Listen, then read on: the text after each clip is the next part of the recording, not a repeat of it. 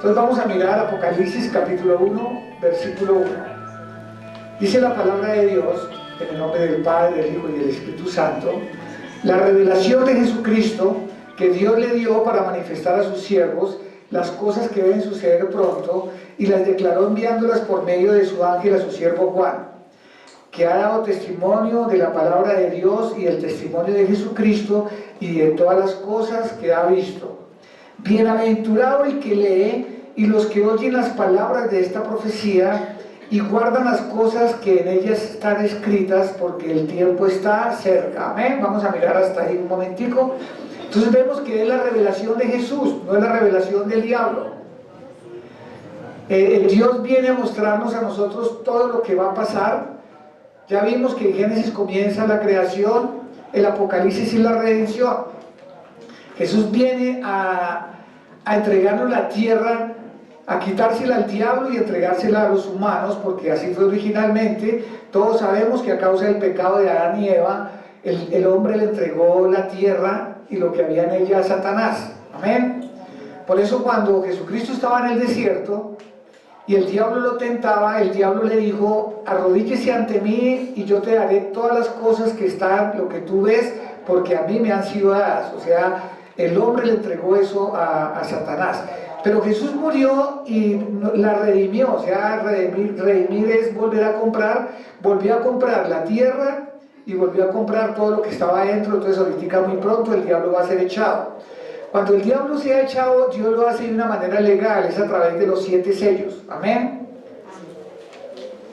Entonces vemos también que es bienaventurado los que leen y los que oyen estas palabras. O sea que nosotros somos bienaventurados. ¿Qué significa bienaventurado? Doblemente alegre, doblemente bendecido. Para nosotros es una bendición conocer las cosas que van a pasar. Mire, en la calle hay millones, billones de personas que no tienen idea de las cosas que vienen, que ni siquiera conocen a Jesús, y que más en esta época la gente quiere rumba, quiere comprar, vender. Lo que dice la Biblia, que Jesús viene en una época parecida a esta. Amén. Que Él dice que cuando Jesús venga, que la gente va a estar comprando, la gente va a estar vendiendo, la gente va a estar en rumba. Entonces, ¿quién se va a imaginar que, por ejemplo, en una temporada de Navidad venga Jesús? Nadie se imagina. La gente piensa que no, que Jesús, para que venga eso, primero van a ver cosas como un aviso, ¿no? Ya voy, no. La Biblia dice que el Señor viene como ladrón en la noche. Los ladrones no avisan, llega de una vez y nadie se da cuenta. En el capítulo 1, versículo 4, comienza el Señor a hablar a las 7 iglesias. Entonces comienza en el capítulo 1, versículo 4, Juan a las 7 iglesias que están en Asia: gracia y paz a vosotros del que es, del que era y del que ha de venir, y de los 7 espíritus que están delante de su trono. Vamos a mirar este versículo, ¿qué significa? Primero que todo, aquí en Asia no están hablando del continente asiático. Están hablando de un área que se llamaba Asia, que tenía forma de herradura. Esas 7 iglesias estaban en el Medio Oriente y tenían la forma de una herradura. No era el continente asiático, era como una provincia, y ahí era donde estaban las 7 iglesias. Los 7 espíritus que él habla acá son las 7 naturalezas de Dios, que están en Isaías capítulo 11, versículo 2. Vamos a mirarlas. En el libro de Isaías capítulo 11, versículo 2, dice la palabra de Dios: y reposará sobre él el espíritu de Jehová, espíritu de sabiduría y de inteligencia, espíritu de consejo y de poder, espíritu de conocimiento y de temor de Jehová. Esas son las 7 naturalezas que tiene el Señor. En el versículo 5 del capítulo 1 dice la palabra: y de Jesucristo, el testigo fiel, el primogénito de los muertos y el soberano de los reyes de la tierra, al que nos amó y nos lavó de nuestros pecados con su sangre, y nos hizo reyes y sacerdotes para Dios su Padre. A Él sea la gloria, el imperio por los siglos de los siglos. Amén. Entonces aquí el Señor está hablando de la obra redentora. ¿Cuántos están contentos que Jesús nos lavó con su sangre? Amén. Mira, hay muchas personas que están esclavas del pecado y que no saben que Jesús con su sangre nos puede limpiar. Ahora, aquí cuando hablan de limpiarnos con su sangre, uno no lo puede mirar literalmente como lavar un vestido. Significa que todo aquel que reciba a Jesús, los pecados que haya cometido, incluso los pecados que comete y que va a cometer, el Señor ya pagó por ellos. Amén. Jesús pagó por los pecados de todos. Fue tan tremendo lo que el Señor hizo que hay veces las personas no entienden lo que pasó. ¿Cuántos saben que cuando Jesús lo crucificaron, dice la Biblia que la tierra se oscureció totalmente? Muchas personas decían, pero bueno, ¿por qué pasó eso? Porque Jesús en ese momento cogió los pecados de todos nosotros. Y el que hizo el cielo y la tierra, que fue Jesús, acuérdense, el Padre lo planea, Jesús lo ordena y el Espíritu Santo lo hace. Cuando el Creador tenía los pecados de toda la tierra, entró en desequilibrio. Y por eso cuando Jesús tenía los pecados de todos nosotros, por eso fue que Él dijo, Padre, ¿por qué me has abandonado? Que mucha gente pregunta, bueno, pero Jesús, ¿por qué dijo eso? Porque es que el Padre nada que ver con el pecado, porque Él es santo, santo, santo. Entonces cuando Jesús cogió los pecados de todos nosotros, lógicamente el Padre nada que ver con Él, porque el Padre nada tiene que ver con el pecado, amén.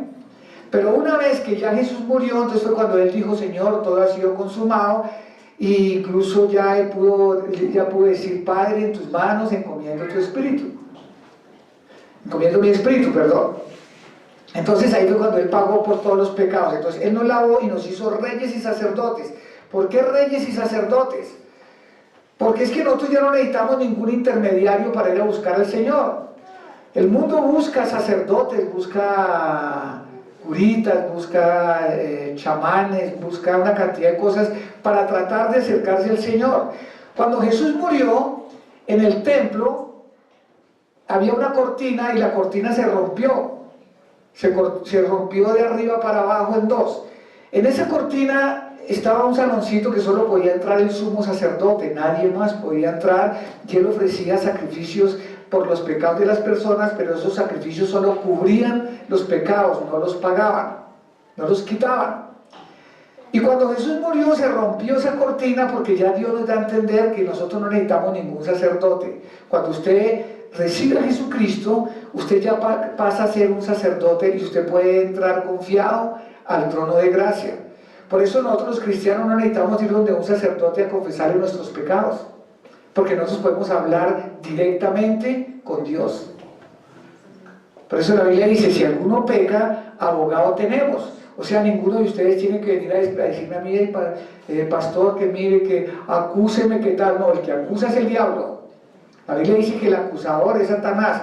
Nosotros veníamos de una religión donde uno tenía que ir donde un sacerdote a confesarle nuestros pecados. Uno no puede confesarle pecados de uno a otra persona que también tiene pecados.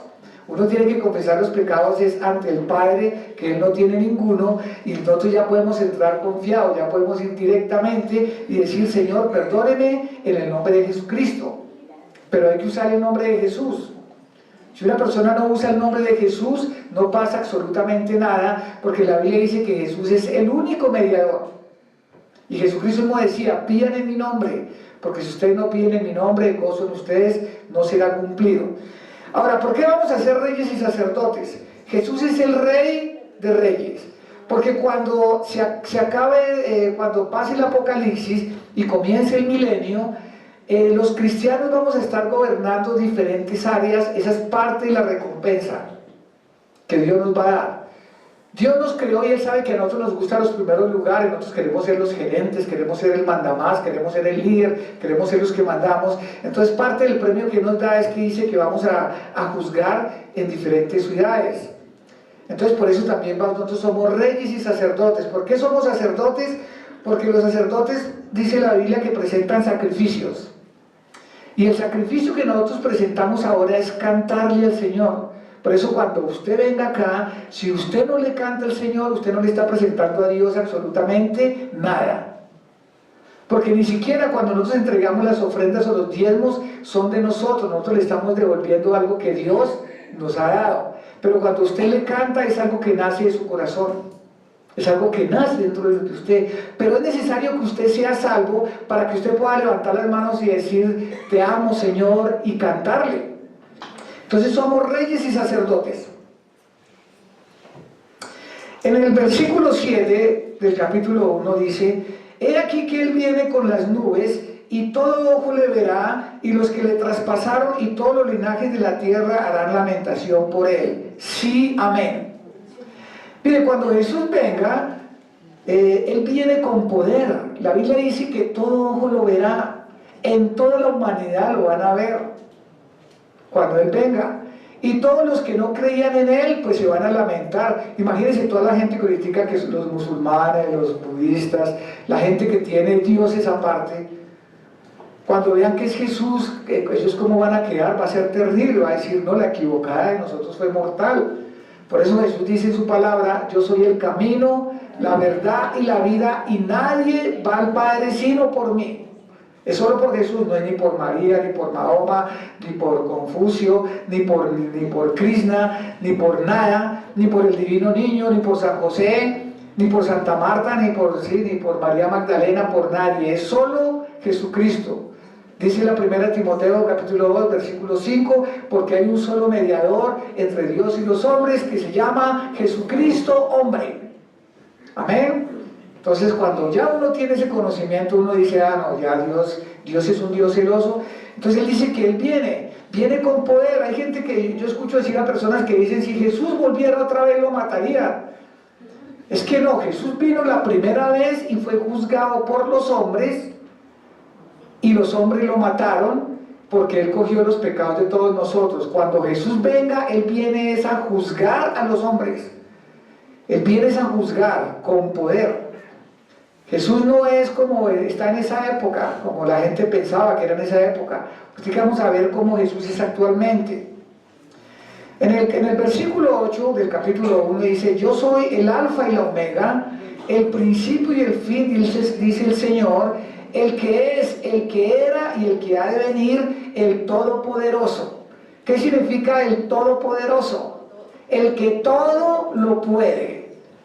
Para Dios Él puede hacerlo todo. Por eso cuando usted confía en Dios, usted no se tiene que asustar,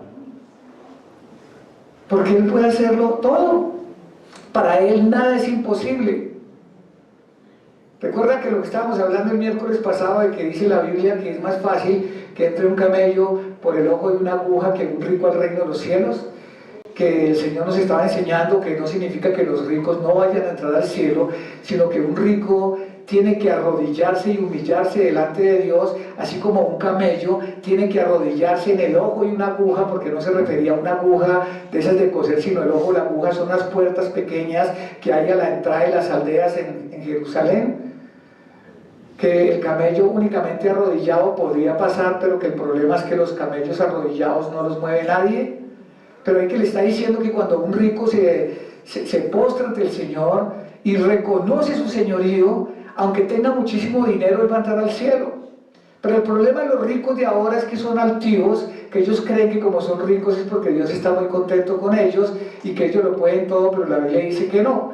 Y que cuando los apóstoles escucharon a Jesucristo decir eso, todos dijeron: entonces así, ¿quién se va a salvar?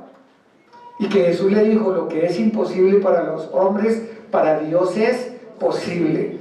Para Dios no le es imposible cambiar el corazón más duro. La prueba, ¿sabe cuál es? Que usted está aquí. Y no crea, si nosotros miramos para atrás de dónde nos sacó el Señor, recuerda cómo era nuestro corazón. Quizás todavía hay personas que tienen un corazón duro, soberbio, altivo, pero Dios nos cambió nuestro corazón, que todavía la embarramos y cometemos pecado, eso es diferente, pero el corazón de nosotros fue cambiado. Si no hubiera sido cambiado, usted y yo no estaríamos acá. Seríamos tan orgullosos que Dios no nos importaría, pero sabemos que sin Dios no somos nada. Amén. En el versículo 9 del capítulo 1 dice: yo, Juan, vuestro hermano y copartícipe de vuestro en la tribulación, en el reino y en la paciencia de Jesucristo, estaba en la isla llamada Patmos por causa de la palabra de Dios y el testimonio de Jesucristo. Aquí vemos cómo Juan estaba diciendo que él estaba preso por hablar el Evangelio. Que a uno lo metan preso por hablar el Evangelio, pues gloria a Dios. Pero es que hoy en día los cristianos los meten presos por hablar el Evangelio, los meten presos porque no pagan, por tramposos, por chismosos. Lo que dice la palabra de Dios, que si usted es perseguido por la palabra de Dios, bienaventurado, pero que si usted es perseguido por ser mentiroso, ladrón, chismoso, que se lo merece. Pero mire que él dice algo, copartícipe de la tribulación, y es algo que los cristianos nos tenemos que estar metiendo en la cabeza, es esto, hermanos. Hay veces los cristianos queremos una cruz de icopor, y nosotros no podemos estar cargando una cruz de icopor. La Biblia dice que el cristiano tiene que padecer, pero a nosotros no nos gusta padecer. Hoy en día hasta el ser cristiano se ha vuelto una moda, porque estamos viviendo las últimas dos iglesias que habla la Biblia, que es la iglesia Laodicea y la iglesia Filadelfia, que esa comenzó en el año 1900. Que él dice que la iglesia Filadelfia es una iglesia comprometida, pero que son pocos, pero que la iglesia Laodicea es una iglesia tibia, es una iglesia mundana, dice que son muchísimos. Por eso en el día del rapto se sabe quién es y quién no era. Póngase a pensar, si Jesús viniera en este instante por nosotros, ¿tú te irías con Él? O sea, ¿está completamente seguro que se va con Él? Para los que no saben qué es el rapto, 1 Corintios capítulo 15, versículo 51. He aquí os digo un misterio, no todos dormiremos. La palabra de dormir es morir. Entonces lo leemos de esta manera: he aquí os digo un misterio, no todos moriremos, pero todos seremos transformados. En un momento, en un abrir y cerrar de ojos, a la final trompeta, porque se tocará la trompeta y los muertos serán resucitados incorruptibles y nosotros seremos transformados. Ahora vamos a mirar en Tesalonicenses, capítulo 4, que ahí está el complemento, porque la Biblia habla mucho sobre esto. Primera Tesalonicenses, capítulo 4, versículo 16, dice la palabra de Dios: porque el Señor mismo, con voz de mando y con voz de arcángel y con trompeta de Dios, descenderá del cielo, y los muertos en Cristo resucitará primero. Luego nosotros, los que vivimos, los que hayamos quedado, seremos arrebatados juntamente con ellos en las nubes para recibir al Señor en el aire, y así estaremos siempre con Él. Eso es lo que se llama el rapto o el arrebatamiento. Viene el Señor hasta las nubes, nadie lo ve, y millones de cristianos, el cuerpo es transformado, nuestro cuerpo ya no se vuelve, ya no es de carne, sino es espiritual, y vamos a la presencia de Dios. Desaparecen millones de personas, pero no los que van a las iglesias, los verdaderos cristianos.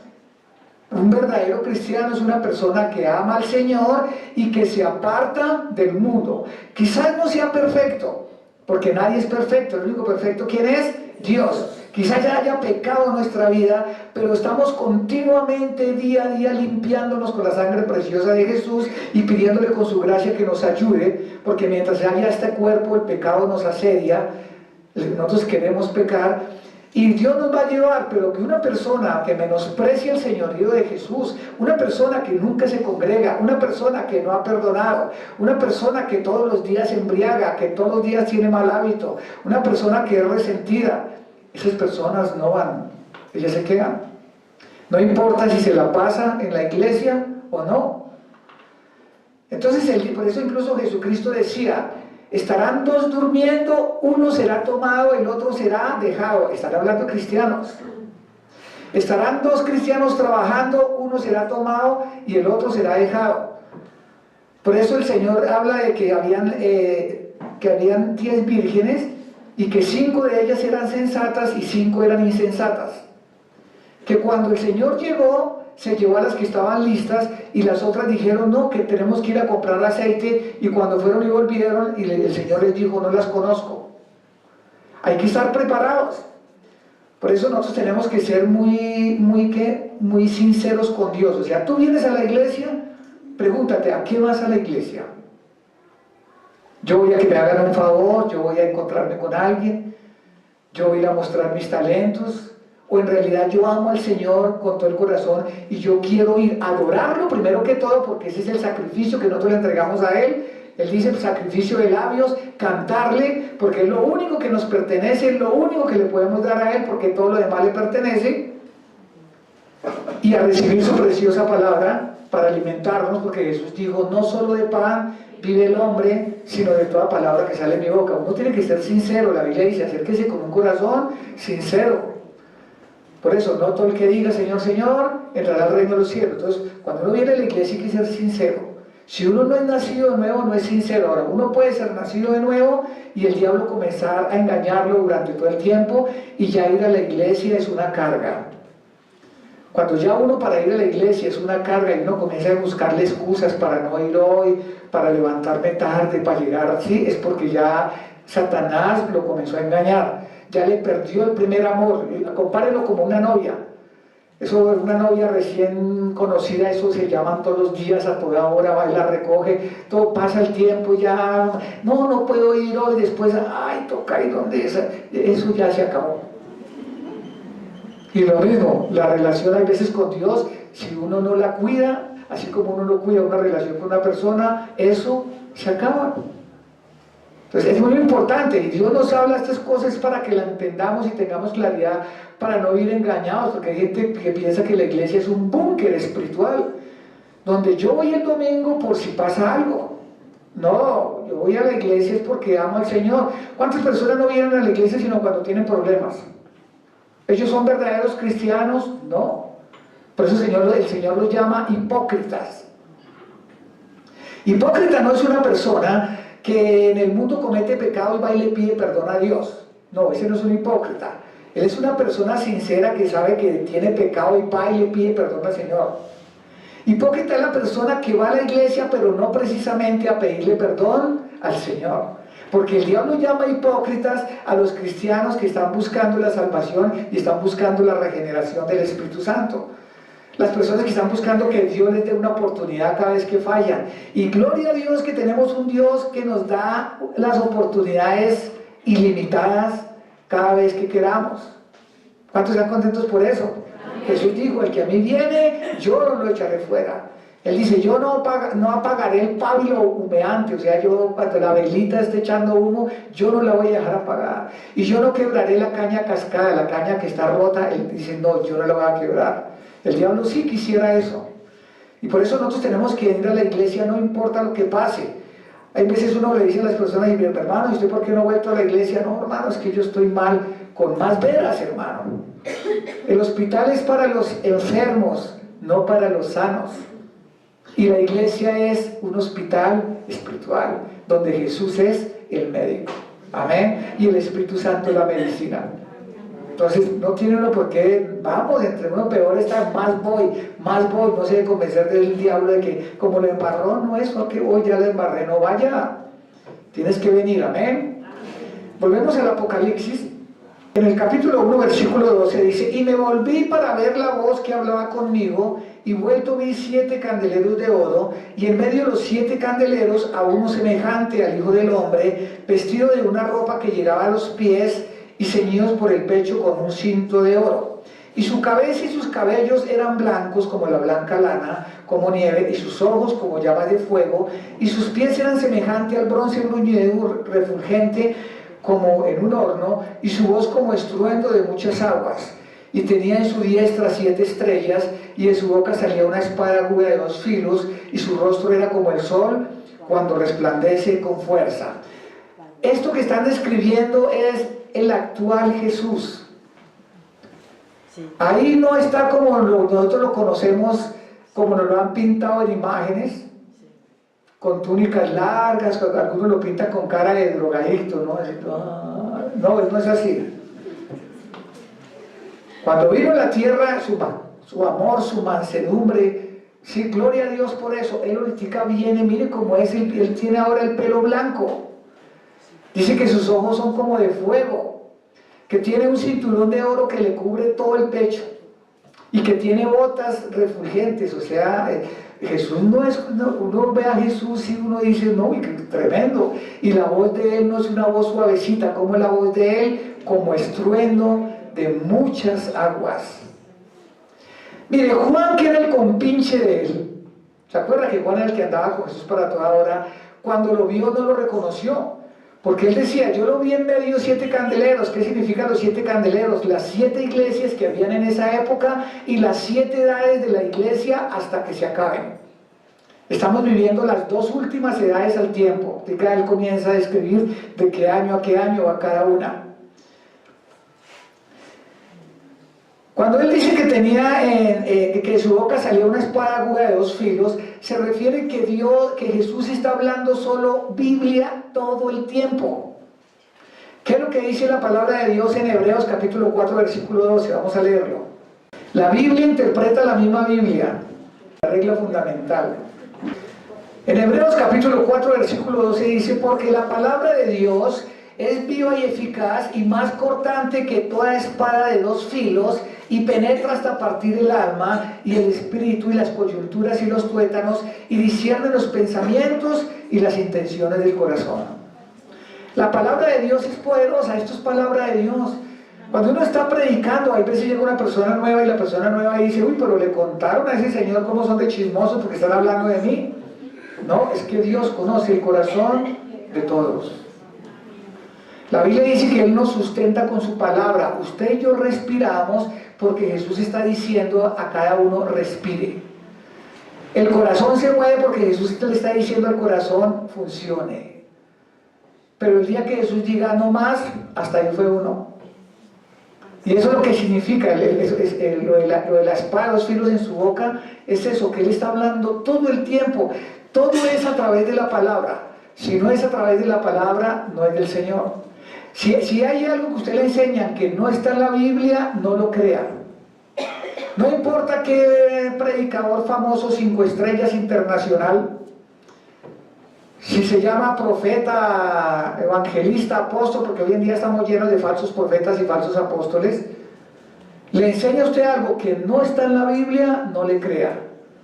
La misma palabra de Dios dice: no vaya más allá de lo que está escrito. Y la misma palabra de Dios dice que el que le agregue, Dios le agregará maldiciones, y el que le quite, Dios lo quitará del libro de la vida. Desgraciadamente en el mundo la Biblia le han quitado mucho, y ahora los pastores enseñan mucho sobre prosperidad, ¿cierto? Mucho sobre el amor de Dios, pero no se le está hablando a la gente sobre la santificación, la entrega y el sacrificio. A la gente se le está hablando bonito para llenar iglesias, porque en realidad esos pastores no están interesados en la salvación de las personas, sino en el dinero de ellos. Por lo tanto, pues hablemosles bonito. Hay mega iglesias, hay iglesias muy supremamente grandes donde ellos no hablan la palabra completa. Estaba mirando ayer que un pastor se reunió con un poco de esos del GLTV, y que él demanda a Dios por ser homofóbico. Un pastor demandando a Dios que porque Dios era homofóbico, que cómo así que va a poner en la Biblia que los homosexuales no van a entrar al reino de los cielos. Usted se imagina, ese ni es un pastor ni es nada. Hay gente que está interesada en el dinero de ellos.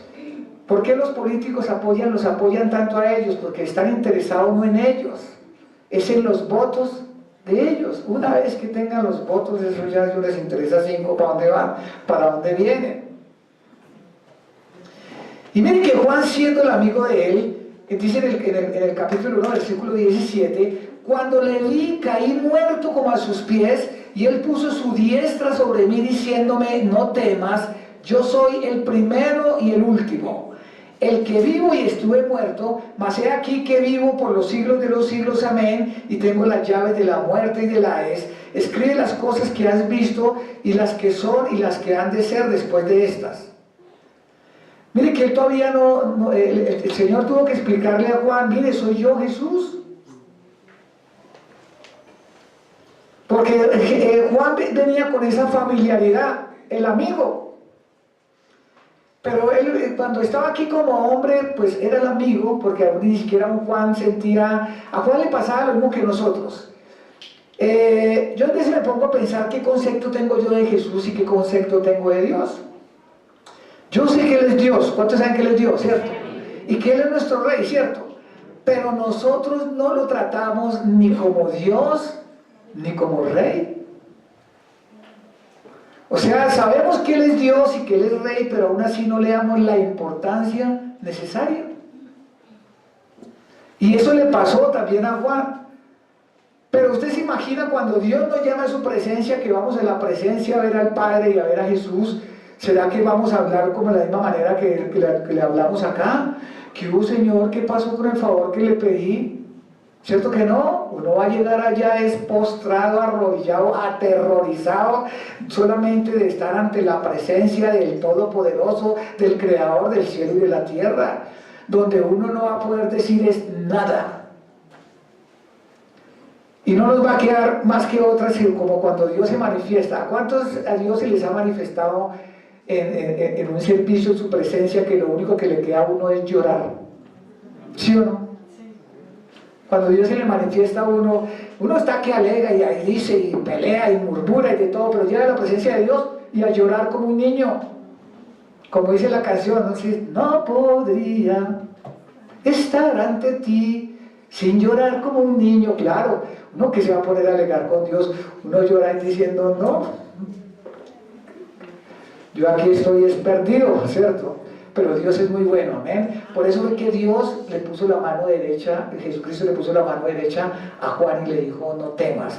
Hay veces cuando nosotros vamos a la presencia de Dios, que sabemos que tenemos pecados, que nuestra vida ha sido un desastre, y nos ponemos a llorar delante de Él, el Señor estira su mano hermosa y le dice a uno, no temas, yo estoy contigo, porque el Dios que tenemos es bueno o no es bueno.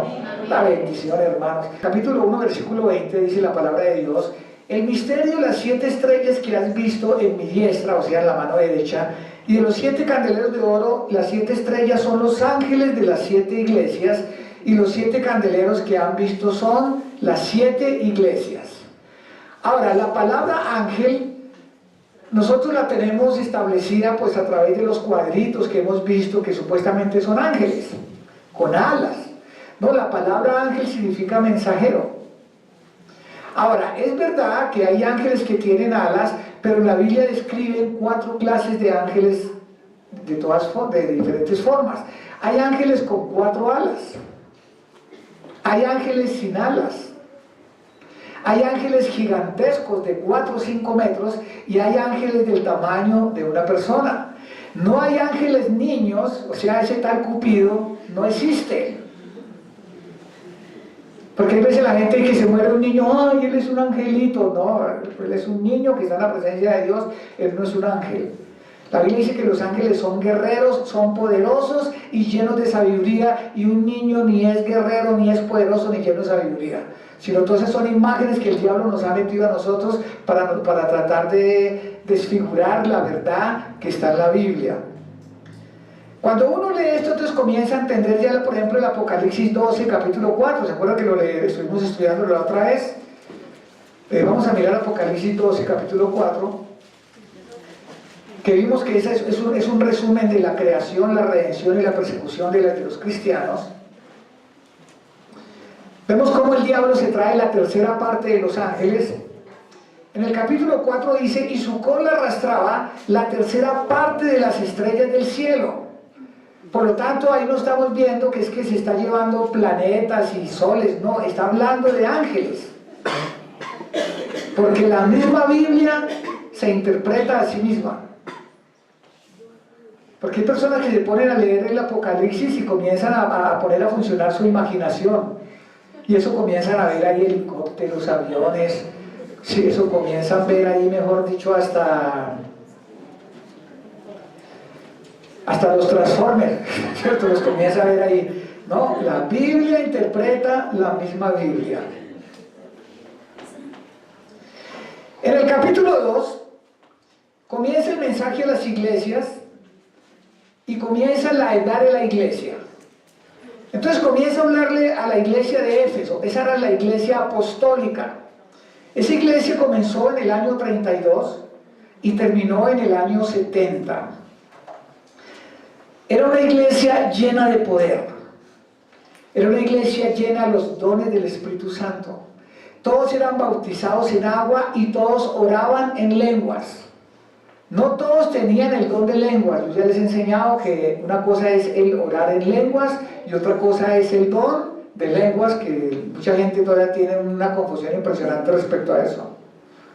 El orar en lenguas es para todos los que creen. La Biblia dice en Marcos 16, todo el que crea en Jesús, sí, echará demonios en mi nombre y hablará nuevas lenguas, todos. Pero la Biblia dice que el don de lenguas es para algunos.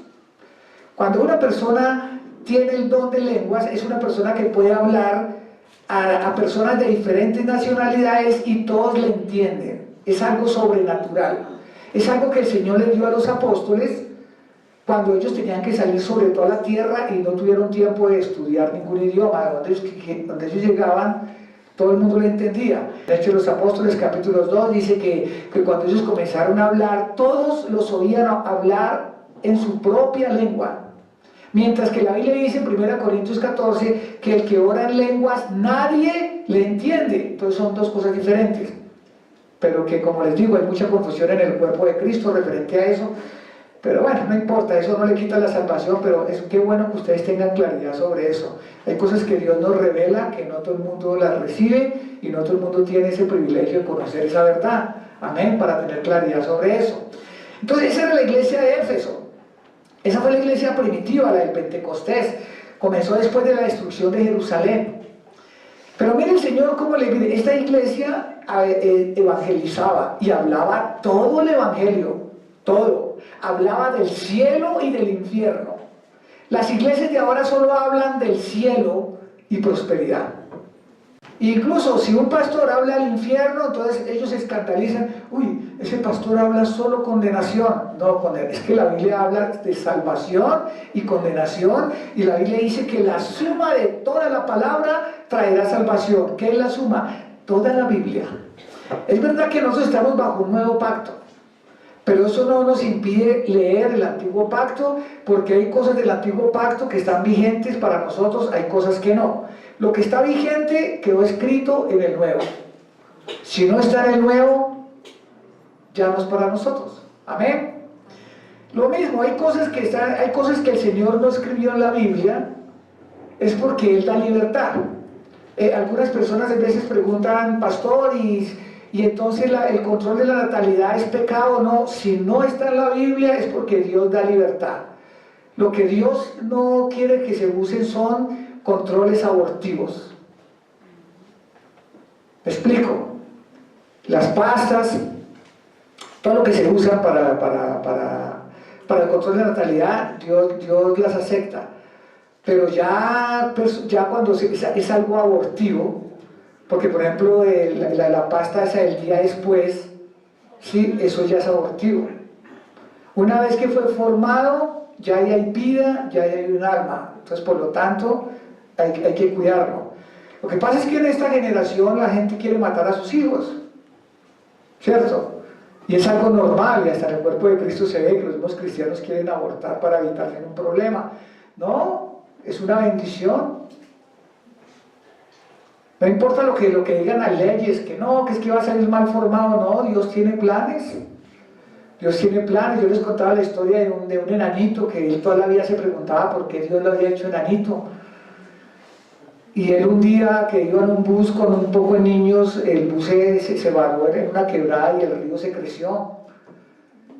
Y había un hueco chiquito y los niños quedaron adentro. El único que pudo entrar a sacar a todos los niños fue el enanito. Nadie más cabía por ahí. Y fue cuando él comprendió, ahora ya sé por qué Dios me había hecho así. ¿Cuántos saben que Dios tiene un plan para con cada uno de nosotros?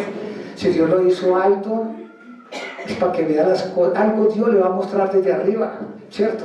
Si Dios lo hizo chiquito, algo Dios le va a mostrar que un alto no puede ver, ¿cierto? Usted debe estar contento como Dios lo hizo. Una persona que se queja, una persona inconforme, no le agrada al Señor. El quejarse es pecado.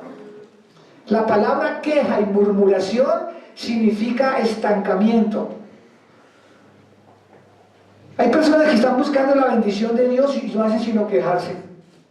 Solo se quejan. Hay gente que está quejando, hay que tener que ir a trabajar mañana. ¿No le pidió un trabajo al Señor? Que es que mi esposa cómo molesta mucho. ¿No le pidió usted una esposa al Señor? Hay que arreglar esa casa. ¿No le pidió una casa al Señor? Entonces, ¿por qué se queja? Cuando se deje quejar, Dios le va a comenzar a dar a usted todo lo que necesita. Mientras usted se esté quejando, Dios no le va a dar nada. Dios le va a decir, ¿pero para qué leo? Si leí esto chiquito y ya quedó, ¿qué tal donde lee algo más grande? Entonces, el quejarse es pecado. Entonces, en lugar de estar murmurando y estar quejándose, denle gracias a Dios. Gracias, Señor, porque hoy solamente hubo agua de panela y pan. Hay gente que ni agua de panela ni pan. Entonces, entre más agradecido, ¿por qué cree que Dios le dice a uno? Entre en la oración con acción de gracias. Gracias por este día, gracias, Señor, porque soy tu hijo, gracias porque tú me perdonas, gracias porque puedo venir, gracias por aquello. Y Dios inmediatamente es que quiere, mi hijo. Pero ay, que mire que esto, y quejándose uno de la gente, pero ay, es que mire ese pastor, pero es que mire esos hijos que tengo, es que mire esa señora que tengo, es que mire ese jefe que tengo, pero es que ese carro que tengo. Entonces Dios le dice, entonces no le doy nada. Denle gracias a Dios por cada detalle de su vida. Sea agradecido. La palabra de Dios dice, sean agradecidos, agradecidos. Y a veces nosotros los cristianos no somos agradecidos. Amén.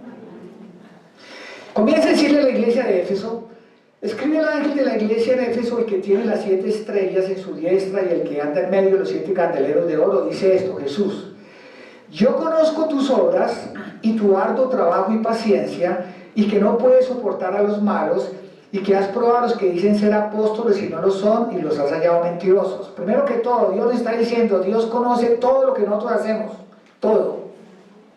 Y nos está advirtiendo, va a haber una época donde la gente quiere, esta es la época actual, en esta época hay una especie de apostolitis aguda, donde ahora todo el mundo es apóstol. El apóstol no sé qué, el apóstol, mire, para que entiendan. La palabra apóstol significa una persona sufrida y entregada a los sacrificios. Por eso un apóstol deja todo lo que tiene, se mete a la selva, abre iglesias. Eso es un apóstol. Has sufrido y has tenido paciencia y has trabajado arduamente por amor de mi nombre. ¿Cómo es que Dios quiere que trabajemos para Él? Arduamente, no si le queda tiempo. Usted le mete la ficha y se sacrifica porque para eso es que el Señor lo ha llamado. Porque Dios le está diciendo, usted me va a servir, mire a ver que tenga tiempo o no se meta. Y no has desmayado, no sacó la mano, no se cansó. Los siervos de hoy en día se cansan. En las iglesias hoy en día la gente, no, yo quiero descansar. ¿Qué tal? Señora, no, hoy quiero descansar. Pero tengo contra ti que has dejado tu primer amor. Recuerda por lo tanto de dónde has caído y arrepiente. O sea, dejar el primer amor, ¿sabe Dios cómo lo llama? Caído. Y hoy en día en la iglesia muchísima gente está caída. Es diferente una persona que caiga en un pecado a una persona que caiga de la gracia de Dios. Cuando una persona se cae de la gracia de Dios, ya no tiene el mismo ánimo ni la misma motivación para servirle que tenía antes. Quizás no cometa ningún pecado, pero sí, de todas maneras lo va a cometer, porque la Biblia dice que el que dice que no peca es un mentiroso. Pero ya no ama al Señor de la misma manera porque ya no se entrega. Se cayó de la gracia, pero ni siquiera la persona se ha dado cuenta. Por eso dice en el capítulo 2, versículo 5, recuerda por lo tanto de dónde has caído y arrepiéntete y haz las primeras obras, pues si no vendré pronto a ti y quitaré tu candelero de su lugar si no te hubieres arrepentido. Aunque la iglesia es el símbolo de candelero, usted también es un candelero. ¿Qué era un candelero? Un candelero era para dar luz, eso es un candelero. Es diferente a un candelabro. ¿Qué es un candelabro? Un candelabro es lo que colocan en los techos bonitos, grandísimos, como arañas, con luz artificial. El candelabro tiene luz artificial y el candelero tiene luz natural, y usted como candelero tiene la luz natural del Señor. Y cuando usted deja el primer amor y no le sirve al Señor, con el primer amor, la luz suya se apaga. Y en el capítulo 2, versículo 6 dice, pero tienes esto que aborrece las obras de los nicolaitas, las cuales yo también aborrezco. Ahora, se ha hablado mucho sobre los nicolaitas. Algunos dicen que eran unos seguidores de un tal Nicolás, pero en realidad la palabra nicolaita, según el hebreo, significa separado del laico. Son personas. ¿Cuál es el nicolaita? El nicolaita es una persona que se cree mejor que los demás. Hay personas en el cuerpo de Cristo que ni siquiera se dejan tocar de otros, porque ellos son los ultra ungidos. Ellos son una clase especial más alta que cualquiera, o sea, son personas, según ellos, que están por encima de los demás, que son intocables. Y la Biblia dice que Dios no hace acepción de personas. Tanto el pastor, el profeta, el apóstol, el evangelista, el maestro y los servidores, cuando Dios nos llame, a todos nos va a dar la recompensa de acuerdo a su trabajo. Hay veces una persona que limpia la iglesia puede recibir mejor recompensa que un pastor de acuerdo a la forma en que hizo su trabajo. Pero es que a nosotros nos gusta es la preeminencia. A nosotros nos gusta es que nos vean. ¿Por qué para el aseo la gente no se le mide? Porque es que no ve que nadie los está viendo y ellos ignoran que el que los está viendo es Dios. Y ese es el principio de todo. La Biblia dice, el que quiera hacerse el mayor, hágase el menor. Mira, hay personas que sueñan liderar grupos, tener cosas, pero no hacen lo más elemental, que es evangelizar, traer personas a la iglesia y el aseo. Todo el mundo comienza por ahí. Todo el mundo comienza por abajo, pero la gente sueña con cosas grandes. ¿Y por qué nunca lo consiguen? Porque están haciendo las cosas al revés. Porque es que Dios es un Dios de orden. ¿Cuánto sabe eso? Dios es un Dios de orden. Es que bueno soñar con una persona, no, yo quiero tener un ministerio, yo quiero levantar un ministerio, pero si no hace lo más elemental que es lo que Dios le mandó, va a vivir solo de sueños. El que vive de ilusiones se muere de desilusiones. Amén. Y este último, en el capítulo 2, versículo 7, dice, el que tiene oído, oiga lo que el Espíritu dice en las iglesias, al que venciere, le haré de comer del árbol de la vida, el cual está en medio del paraíso de Dios. Dios solamente habla con vencedores. Eso la Biblia dice que nosotros somos más que, no solo vencedores, más. ¿Pero con quién? En Cristo. Pero cuando no tenemos en Cristo, somos perdedores. Entonces Él está diciendo, usted tiene oídos, escuche, porque Jesús decía, tienen ojos y no ven, oídos y no escuchan. Mira, hay cosas que Dios nos ha estado hablando a través de años y años, y entra por acá y sale por acá, y la persona no hace el ajuste correspondiente y estancado. Y las personas no obedecen y se estancan, ¿y a quién le echan la culpa? A la iglesia. Oh, yo estoy aquí como estancado, yo aquí no crezco. La Biblia dice que el que da el crecimiento es Dios, no la iglesia, no es la congregación. La persona se llena de problemas y le echa la culpa a los demás. La misma naturaleza de Adán y Eva, echarle la culpa al otro. Amén. Y Dios nos va a dar el árbol de la vida. Él dice que está en medio del paraíso de Dios. El árbol de la vida ahorita viene en la Nueva Jerusalén.